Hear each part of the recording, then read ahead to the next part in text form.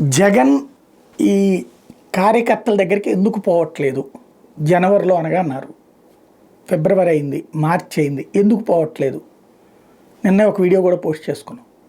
వాళ్ళ పార్టీ నాయకులు చెప్పే పాయింట్ ఏంటంటే, నేతలు వద్దన్నారు, ఒక్క ఏడాదన్నా సమయం ఇవ్వాలి, ముందు అసలు పార్టీని సంస్థాగత నిర్మాణం చేసుకుందాం అన్నారు కదా మీరే. ఇప్పుడు ఆ పనిలో ఉన్నాం. పంచాయతీ లెవెల్ కమిటీ ఏంటి, మండల కమిటీ ఏంటి, బూత్ లెవెల్ కమిటీ ఏంటి, ఈ పనులు చేస్తున్నాం. ముందు అది ప్రిపేర్ అయిపోతే ఒక కమిటీ వస్తుంది. మనం రేపు పొద్దున మీరు వచ్చిన టైంకి గ్రౌండ్ లెవెల్లో ప్రతి బూత్ స్థాయి నుంచి అక్కడికి పిలుస్తాం.